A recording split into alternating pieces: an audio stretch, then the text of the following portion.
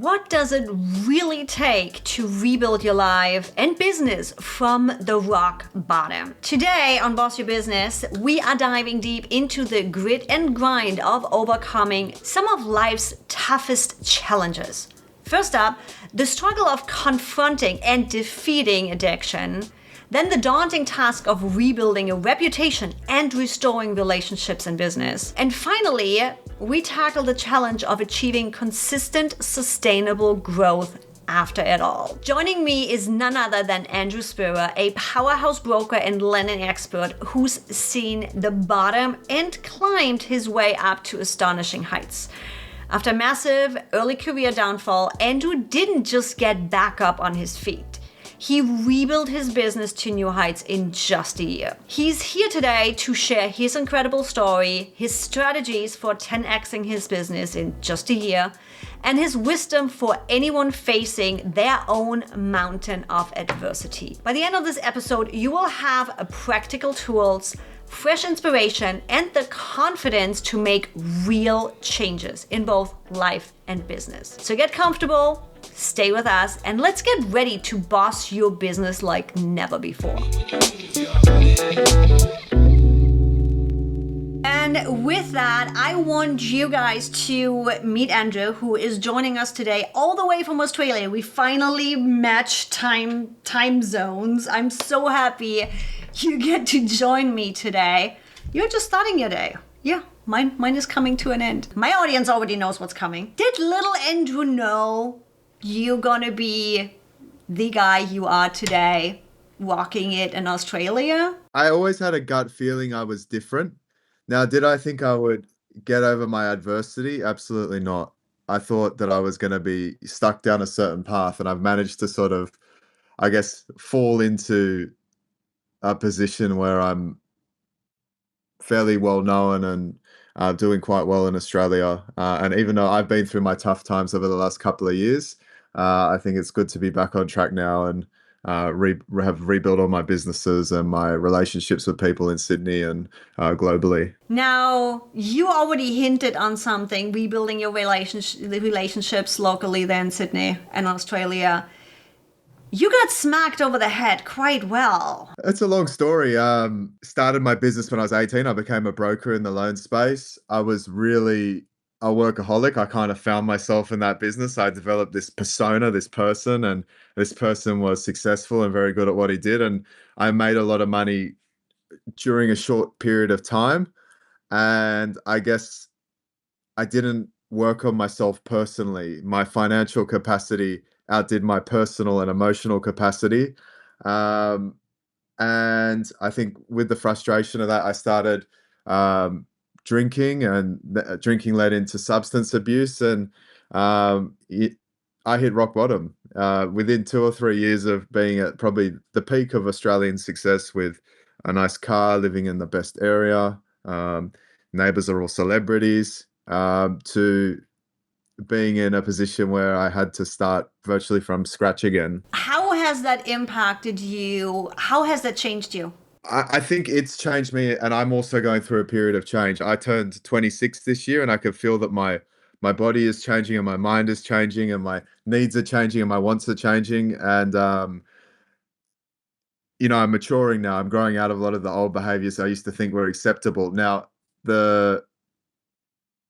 the actual period of the last couple of years where I lost everything and had to rebuild, it's definitely slowed me down. It's made me much more methodical, a lot more slower in the way I do things. I'm not always in a rush. And I think it's made me a lot more sensible, which is why I've built my business probably times 10 of before. So how has it changed you doing business, you engaging? I'm like, rebuilding is not an easy thing. And it sounds like it wasn't just rebuilding you and your business. It was rebuilding a reputation. It was rebuilding relationships. What would you tell somebody that's in a similar situation where it's like, okay, I learned my lesson, I got the message. How do you get to a point of having people trust you again, having the respect, building up your business, doing it again, and not falling into the trap of whatever, I'll just let it be. Yeah, well, it's mindset. I fell into it. It's all a mindset game.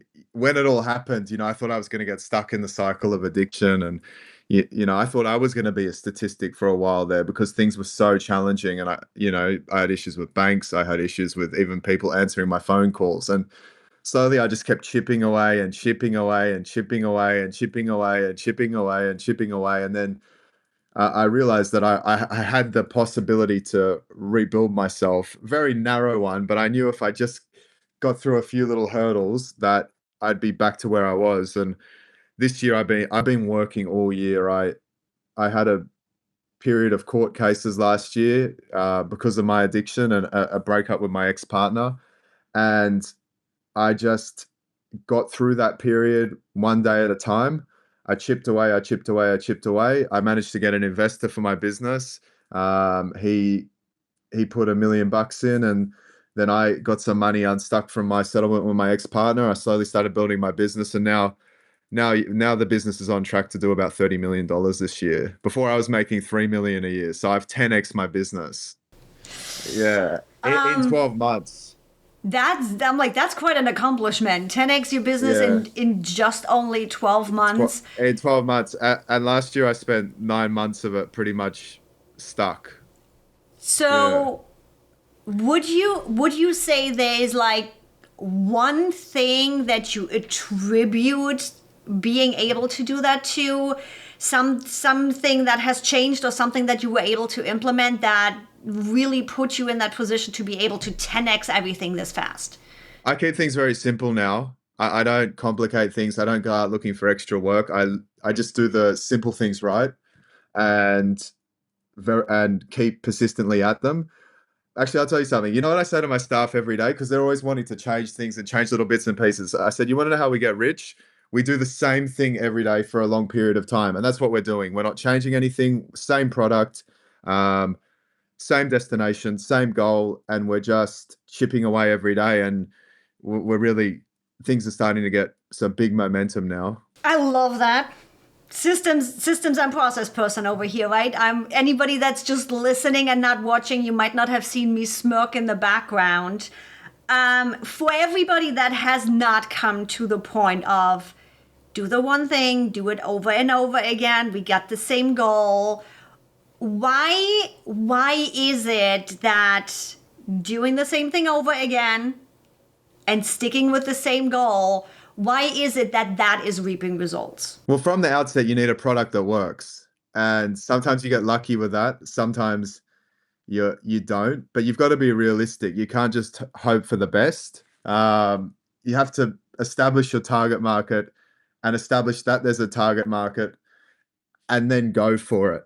Not trying to completely reinvent the wheel constantly. And then you document every process. That's what I've done with my business. I've documented every process, and we've just stuck to that process for a year now, and it's working. We're hitting that go period again. And I'm like, the nice thing is, again, smirking over here for anybody that's just listening, the nice thing is when you have built that process that's working, you can do the little polishing where it's like, oh, there's something that did not work quite right, and you polish it. And that's where that growth comes in, because again, as you just said, you are not reinventing the wheel over and over and over again. If you try something new, it's something new, something you potentially haven't done before, something that you haven't tested, something that you haven't sold to somebody before. It's new. You're not going to get the same results you got doing it the second time, doing it the third time, and doing it the fourth time. So love it. It's like you're talking my love language of systems and processes. Now, how do you take your experience and help your clients with it? What do you do for your clients? I'm like, I know you have a huge real estate portfolio. I know you work with clients. How do you help clients? So I've got out of real estate now. I sold all my properties. I sold every single property I had. I own a couple of properties outside of Australia, which I'm going to hold on to. But yeah, I've got a place in Manila in the Philippines because all my staff are there, and then I've got a house in the Pacific as well. Um, So you scale down I've to your I've personal scaled down for properties. no properties. Nice. I'm living a bit like Elon Musk. I'll go to a nice hotel and then I'll stay there for 28 days in a suite and just get room service every day and whatever. So that's my lifestyle at the moment. But uh, I'm a lender. I have a merchant cash advance lending business in Australia, New Zealand, and the UK. Australia is my biggest business. Um, I've got a $50 million loan book in Australia, probably a $10 million, just under $10 million loan book in the UK, or £10 million loan book in the UK. And I've got a 2 million loan book in the New Zealand. So most of my business is out of Australia. And we're doing business loans for small to medium sized enterprises. That's my niche. I've always been good at short-term lending. Always good at the money thing. Yeah. How do you think your knowledge is helping you help your clients? The just the shift in mindset, just having been through something like that, because I'm like, something is there. 10xing your damn business in 12 months. I'm like, that's amazing. How are you different for your clients? I guess that's the question I'm asking. I'm obsessed with my business. I live and breathe it, and I have for 8 years, and I think that's why I'm good at it, and that's why I've scaled down everything. I'm not doing this business and that business, and I'm a marketing guy, so I'm good with Facebook and Instagram and TikTok marketing by trade, but my product is these short-term business loans. That's what I've always been good at and passionate about. So I've really scaled back my lifestyle, and I'm just doing these unsecured business loans now. And how did I keep my clients? My clients were the most upset when I went through a period of court cases and I was offline. Like, I used to get Christmas cards and hampers delivered every year, and all of a sudden not being available for my clients really affected them. Like, I was getting calls and texts and emails, when are you coming back online? So I think that says something in itself. And my staff as well. My staff kept me through it. And when we rebranded, everyone was there and available. And we managed to get things back up and running fairly quickly, and now we're with a plan, and now the plan's executed. We're just waiting for it's just time now. I'm not going to go out and make changes. I'm just going to keep doing the same thing every day and wait for it to really pop. You've done different things. You've done a whole bunch of different things. Do you think you needed to do these to get here? So where I'm going with this, when you look out there for business coaches, so many say one product, one target market, one solution. Now, my question to you is, you have done different things. You are focusing on one thing now. Do you think you should have done the one thing right away, or did you need the knowledge of doing the multiple things to get where you're at now with your one thing? I think I needed the smack in the face to get to where I am now. Yeah, absolutely. I don't think I'd be anywhere as wise and successful or knowledgeable without being smashed in the face and screwing up all those other things and brilliant ideas. So, no, I think it's been a journey and a process to get here. And sure, I had more money before, and I lost at least $15 million in 2 years cash and started from almost zero again. But it's now, once I do it again, which I will, it's just a matter of time now, I'll know how to keep it and sustain it and grow it even further. I won't make the same mistake again. I'm like, you've proven once you can do it. So it's not a question of can we or can we not. It's just a question of, yep, now it's here. And It's how much guts do you have and determination? Like, even now, I've been struggling the last 3 or 4 months. I had a period of 8 months where I was just go, go, go, go, go, working 14, 15 hours a day, socializing, throwing myself at everything. And I just crashed out. I burnt out in June or July this year after I settled with my ex-partner. Um, and I've struggled through the last 4 or 5 months. Now I'm starting to get better, but it's just, how much do you have? Like, how much are you really willing to go without giving up? and has that burnout period impacted how you do every day now? No, I just went back to basics. I take it one day at a time at the moment.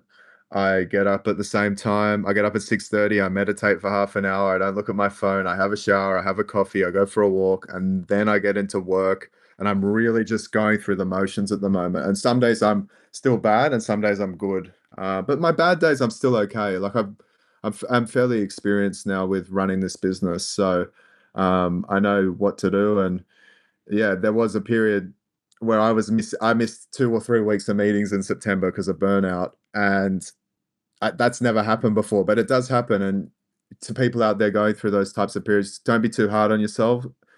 The bad times will pass, and you just get back up and get going again, slowly, slowly. The only constant is there is no constant. That's it.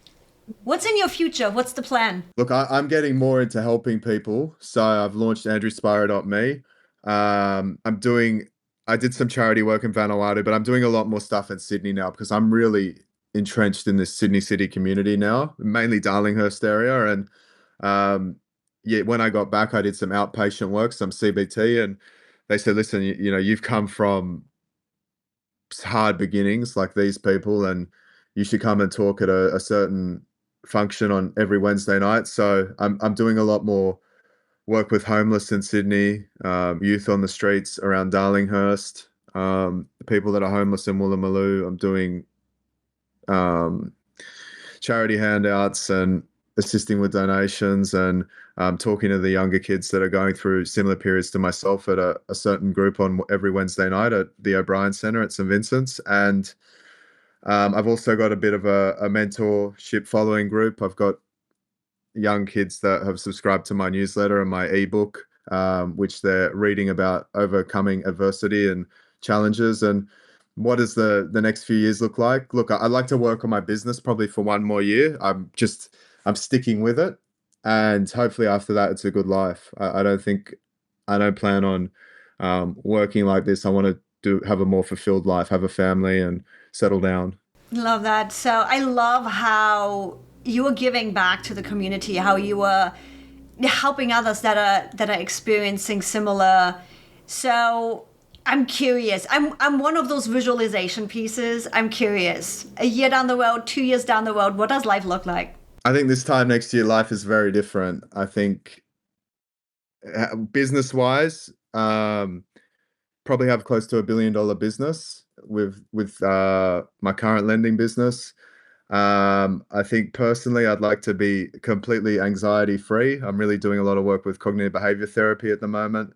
And I'd like to be spending half my time giving back this time next year rather than just working, working, working. So obviously like to meet a girl next year and settle down and have a family too. For anybody that's in the trenches right now, that's like, what the fuck am I doing? That doesn't see an out. Do you have a tip for them? How do you pull yourself up by the bootstraps? How do you keep going when it feels like there is no going? You need to go back to basics and set small goals for yourself. Most people just struggle even to get out of bed and not binge on Netflix. I didn't even realize that until this year, because I've always been go, go, go, go, go. And, get up at the same time every day, have breakfast at the same time every day, do a little bit of exercise every day, go do some work every day, socialize every day. It's getting back to those basic skills that will get you out of the hole.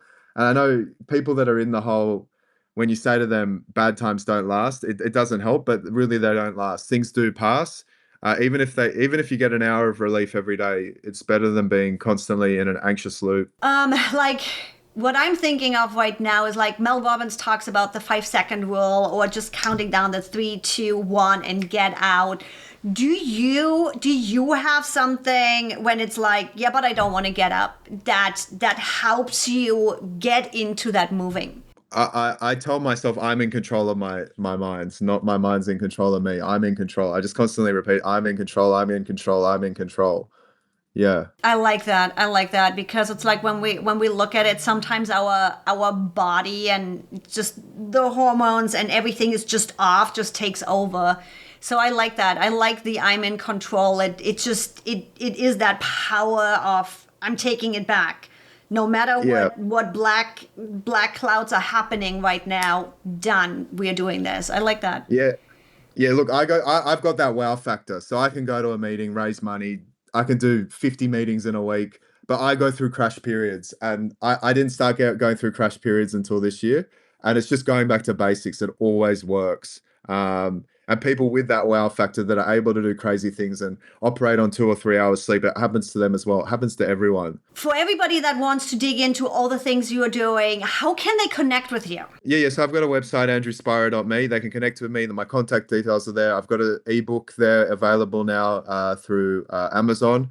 And I've also got a newsletter, which I'm pumping out weekly, but I'm always online. If you want to contact me through the number there, I'll respond. That is amazing. And that reminds me, I suddenly just ticked, I've got to respond to a couple of people that messaged me yesterday when I was busy. So like, by the way, I got a couple waiting. Yeah. It's always like, one of them's like, oh, can we go into business together? I got this thing to invest in. I'll see what he's got to say. Yeah. So you're always listening everywhere. I love that. And as always, guys, it's like we're going to have the link in the description. It's all there, easily accessible.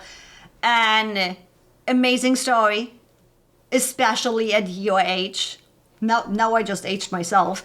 It'll be interesting to watch and see how everything plays out over the next year. I hope everything is happening as you plan.